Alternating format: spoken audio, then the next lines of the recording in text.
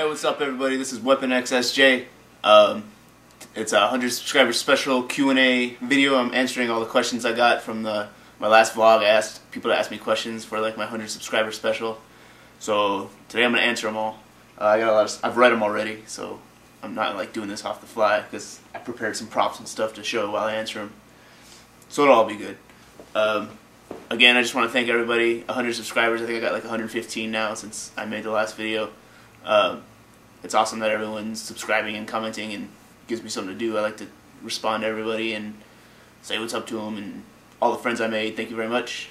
So, anyways, on with the questions. First questions. He's got a couple of questions.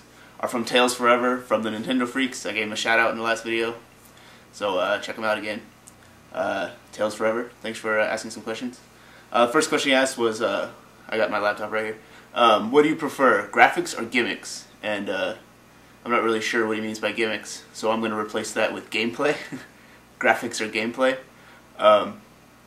And I would say gameplay is more important, but you can't deny graphics because really Grand Theft Auto 4, even though it had less features than Grand Theft Auto San Andreas, like a lot of the RPG elements and crap were taken out, which I don't mind at all because I thought it was too much. Like, I don't want to play Tamagotchi here, you know. I'm trying to steal cars and kill people. But the reason it's so much better, even though all the features were taken out, is because it looks so real. And like in a game that's supposed to resemble a city, when the city looks real, and you know the physics and everything work well, like each car feels different. I guess that's gameplay, but the visual look of it matters a lot because it keeps you in reality. Then again, I don't care about graphics that much, obviously, because I play endless Nintendo, 8-bit games, and it's one of my favorite systems I play all the time. Like, here's a recent pickup I haven't revealed yet. I got Crystalis, which is like an RPG on Nintendo. I've been playing that like crazy. I played it for like 3 hours last night. Check that out if you haven't. So graphics, not too important. Gameplay, very important. But graphics do matter. Another question from Tails is, do you agree Superman is the worst game of all time?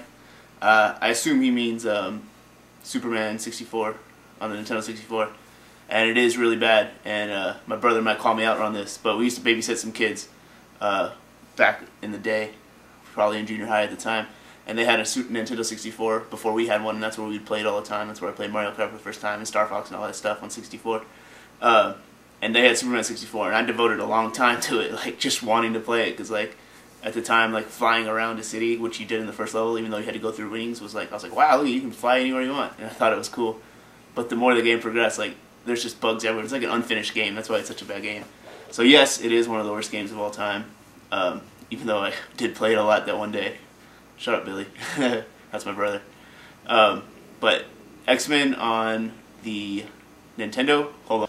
X-Men on regular NES, very bad also. I think it's worse than Superman 64 by far. It's, when you play as a character, it's not even recognizable as X-Men. I just got it because I collect lots of Marvel stuff. And the cover's awesome and everything. It looks like a comic book. But X-Men on the NES is probably the worst game of all time, to me. Such a letdown. Another one from Tales Forever. Would I ever go to the UK? That's where they're from. They're from England. And I would very much like to go to the UK. I've never been out of the country. I've only been out of the state. When I go and visit my family who live in Washington State, I live in California.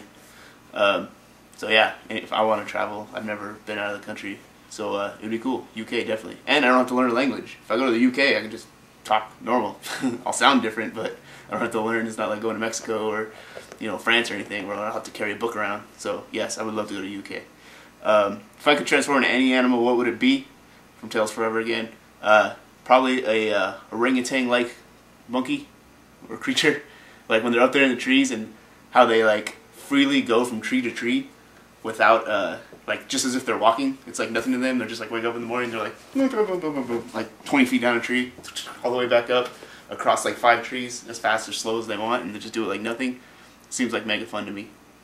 So some type of really agility like orangutan. Do I prefer Sonic or Mario? That's a hard one. Probably Sonic for coolness factor.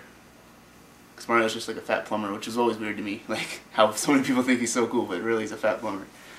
But a lot of gameplay in Mario games, like especially Mario 3 and Super Mario World on the SNES, there's just too many elements. Like the gameplay itself is, I think it towers over Sonic.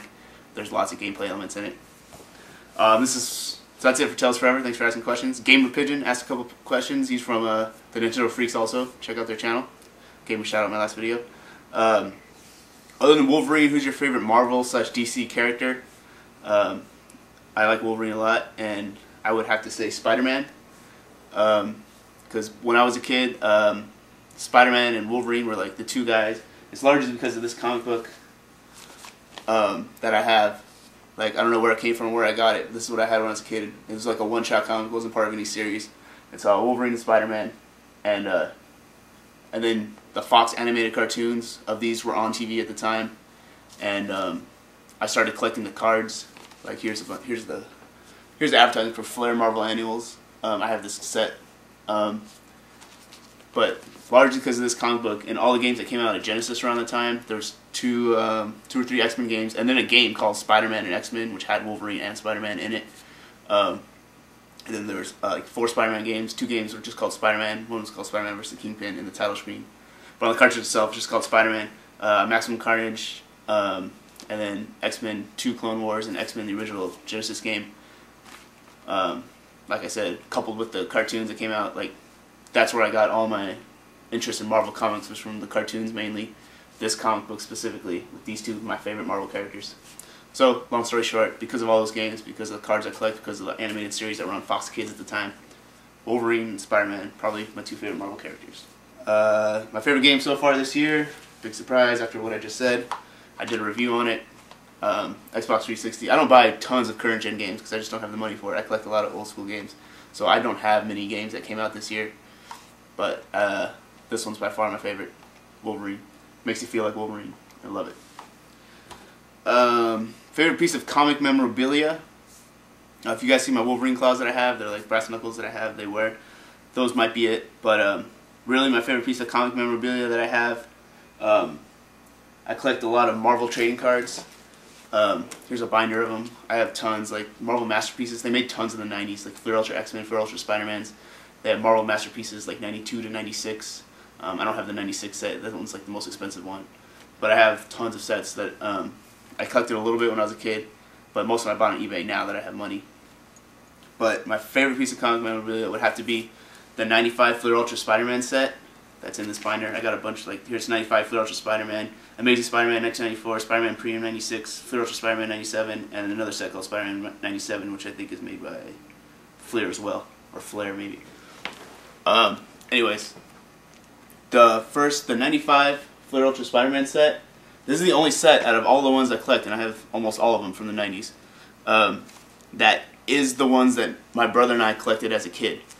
It's the same exact ones. It's the only one we ever completed by buying the packs. Like, you buy the cards in these packs, and they come like 10 cards in a pack, and you would have to try to complete the set, trade with friends, although I didn't have that many friends that collected other than my brother and maybe 2 other people. So it was hard to trade and get them all. So mostly you just like stack up a bunch of doubles and you don't know what to do with them. But you buy them, and then you hope to get chase cards, which are like limited edition cards. There's like holograms or foil cards, and this had a bunch of sets of those, and we got them all. Me and my brother would collect them. I eventually stopped and gave all my cards to him. Years later, I bought a Metallica ticket for him or something in trade for him to give me the set back. So the set is combined of mine and his collections, and he owned it for a long time, but I bought a Metallica ticket, and now I own it. And it's the only set of cards that are the actual set from when I was a kid. And it's very awesome to me that I have that. And my brother, too, will back me up, and he's probably jealous that I'm the one that owns it now. And it's an awesome set. Like, it just goes through, the first couple they just go through all the Spider-Man characters in alphabetical order. Except for the first one's Spider-Man, but then all alphabetical after that. All the biographies. This is how I know a lot about comics. Like, I didn't collect a lot of actual comic books, but from all the cards I collected in the animated series and stuff, this is where I got like all my knowledge of Spider-Man and X-Men, is all the biographies. And there's lots of cards. Like down here they'll have milestones, which are like important parts of his life. Like, here's the whole Maximum Carnage series, and then on the back of the card it explains the whole genesis of the Maximum Carnage series. The whole Clone Saga and everything is like represented by this card, and you can read about the whole Clone Saga. So that's where I got a lot of my Spider-Man information from. Then there's chase cards. Like, these are see-through cards. They're called clear chromes, and we collected them all. So This is my favorite piece of comic memorabilia by far. Spider-Man 95 Fleer Ultra, collected as a kid with my brother. So that was Gamer Pigeon. Thanks for the questions, Gamer Pigeon. We got somebody named Hahampi, H-A-H-A-M-P-E, Hahampi. He asks, who's the hottest girl ever? And the answer to that question is Lacey Chabert. She is in Not Another Teen Movie. She plays the perfect girl. Not Another Teen Movie, by the way. Don't mix it in with all that like Scary Movies, Sevens, and all that crap. Like, it's a spoof of teen movies. It's freaking hilarious as a standalone movie. Like, it's one of my favorite movies. It's so funny. So watch it if you haven't. But she plays the perfect chick. I think she was in like Party 5 or something before that. She's not in many things. Not super well known, but she's really hot. And for whatever reason, I think she's the hottest chick in the world. And her name is hot, Lacey Chabert.